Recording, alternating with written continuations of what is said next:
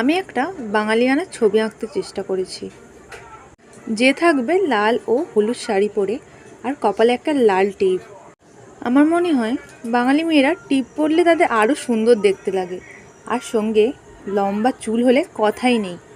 ঘন কালো লম্বা চুল খুবই সুন্দর লাগে, তাই না?